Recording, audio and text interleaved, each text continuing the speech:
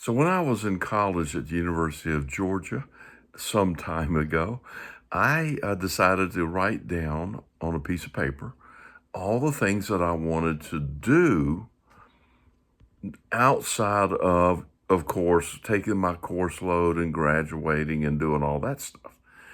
Naturally, that was why I was there, was to do that. But I also had other things that I wanted to do. So I said, well, I'll get a piece of paper out and write them down. Now, I don't have that paper. I'm just operating from memory, and I certainly don't remember all 30 or so. I mean, I filled up the whole page, and I had about, I don't know, 30 or so or 35 things on that page. Now, I do certainly remember a number of them.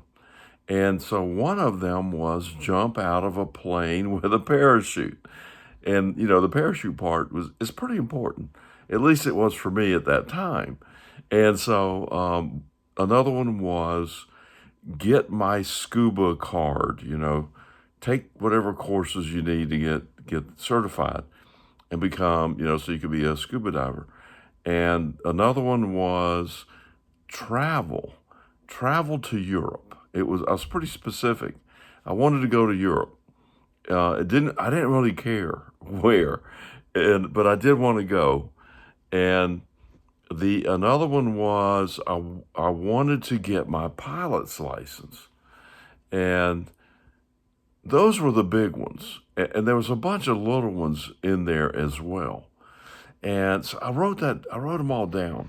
Now this is a lesson in law of attraction, if you will, because this is a technique, if you will. It's a very subtle technique, but oh my gosh, it is so powerful. And honestly, I didn't know what I was doing back then. And then of course, I've looked back and I've understood how powerful that was just because of the results I got. And I'll tell you what those were in a minute. And now what I saw from that was, it was a process. And so then recently I was watching some videos because I kind of watch some videos and I spend way too much time analyzing this stuff, way too much. And so this lady says, I didn't do S, and I get anything and everything I want. And so she went through her process, which is pretty much just write it down. And then I saw another video that talks about, okay, the process that you could do is, of course, you're thinking about it, you're imagining it, and it's given, and then you line up with it. So how do you line up? Now, the third item in the list of things to do would be to take some physical action. The first is imagination. The second is a feeling. The third was take some physical action.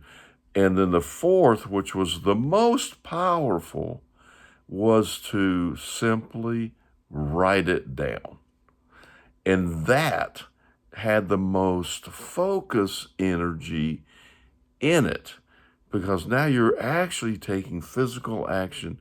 You're focusing your mind and your feelings as you write it down on a piece of paper.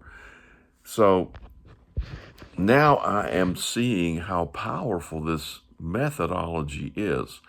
I'm reluctant to even call it a technique, because as I go through this, and I certainly have taught a bunch of techniques, I use techniques, but I'm doing everything I can not to use a technique and just really get to the core of it, which is focus on the feeling, make sure that my feelings match up with what my life would actually feel like if I had the visualizations actually physically show up in this life. And then, of course, what I want to do is have those sensations and not care, really, if those physical things actually show up. I'm bridging that gap, so as most of us are. So now going back to my list of when I was in college, all of those things that I did mention, which were some of the quote unquote bigger things on the list, I did them all, you know. So they just, as things showed up, there was a course that showed up for scuba. I signed up for that, at the University of Georgia. And so I got that. And then I joined ROTC, Air Force ROTC. I didn't join it to get my license. I joined it so I wouldn't be a foot soldier in Vietnam. Gives you an idea of, when I was there. It was a while ago. And so I wanted, if I was going to be drafted, by golly, I was going to be either on base here in the United States or in the air overseas on a base. I was not going to be tramping through a rice paddy up to my elbows in snakes and water, going through the jungles of it. No, that was not part of my plan. Now, I didn't actually get drafted anyway, so it didn't make any difference. But I ended up in ROTC. Okay, so why am I in ROTC? Well, they have courses for ground school in ROTC. So guess what? I took those. And so that kind of fast-tracked me to become a pilot. And so then I sold my car. I had a car that I had bought because I was working before I went to college, so I bought a car. So I sold that and used that money to get go pay for the pilot lessons, because that wasn't part of ROTC. By the way, I was going to go into the Air Force, but my eyesight wasn't good enough. They wouldn't even let me, not only would they not let me be the pilot or co-pilot, they wouldn't even let me be the navigator. So they suggested, I don't know, it was a vague reference to a missile silo in Kansas. And I said, no, I think I'll just, check out of this ROTC thing and go on and do my thing. And so I went ahead and just paid and got my private pilot's license. Flew to Europe. My roommate and I, at some point, flew over there. I had seen posted on a bulletin board that there was a charter flight to Switzerland. I said, hey, that sounds like Europe to me. and it was $175 round trip. But the whole point of the flight was a ski trip to Zermatt. You flew into Geneva, and we'd go to Zermatt and ski for a week. Well, the ski part wasn't anything I had any interest in. And so my roommate and I said, hey, you want to go? He said, yeah, let's do that. So we went, and we flew. We got on that charter flight. We flew, and I told the guy who was organizing everything, I said, look, my roommate and I, Gene, are not going to go to Zermatt with you guys. We are going to go buy URL passes, and we're just going to travel, and we'll meet you back here. And he said, okay, do what you want to do, but just understand this is not a commercial flight. If you miss your flight, you have missed your flight. There's not going to be another one. There'll be this one, and that's it. And we said, okay, we can do that. And so we jumped on a URL with a URL pass, and we jumped on the trains, and we just had a blast. And we were in Switzerland. We went to Austria, Germany, Italy, and that was as far as we could get in a half a week, because it was a week-long trip. So, and we went to Venice, we went to Florence, and that was as far south in Italy as we could get. So, by the way, we went to Munich, Germany, and it was right around October. It was cold, and because that's when you go skiing.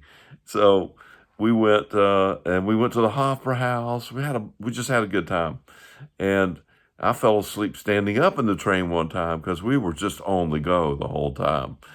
And by the way, and I've never been one to be able to party all night and then play rock and roll all day. I just never been able to do that.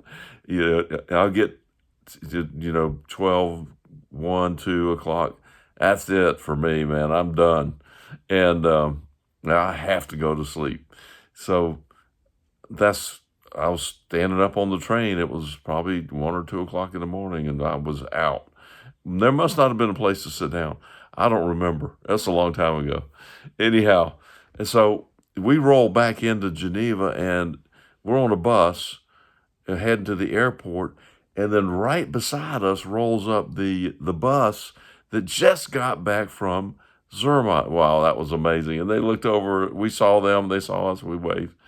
And so obviously we made it back and got on the charter flight. And that was fun. The parachuting just happened to be, there was some parachute activities going on for $27. We could go jump, do a static line jump. A static line is when you don't have to pull your ripcord. All you have to do is jump out of the plane.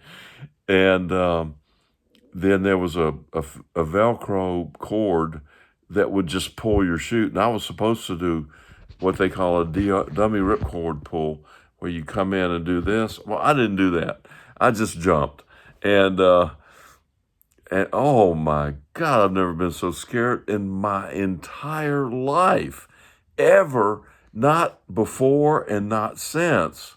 And there's been some pretty scary things I've been through before and since, but jumping out of a plane, oh, that was scary as hell to me. Oh man. But I did it, and it was a nice ride down. It was a little rough of a landing. We didn't have those big not square, but rectangular chutes that would really lift you up off the ground. We had the round ones that you pulled down, and they would slow you down a little bit. But man, you came down, and you came down hard. And so I twisted my knee a little bit. That kind of hurt. And I did what I had on my list, and the other people went for a second and third round. I said, no, I'm good. I did what I did it. I'm fine. But the point is, the list. I would say 90% of the things that I put on that list, I did them. They just showed up. And I recognized them or I didn't recognize them. It didn't matter, because I was kind of attuned to, oh yeah, let's do that. Let's go do that. And so there, that is an extremely, extremely powerful technique, if you will. I don't call it technique, call it activity. It's an extremely powerful thing to do as an activity to bring your serendipity around for you for your law of attraction. And I hope you enjoy that.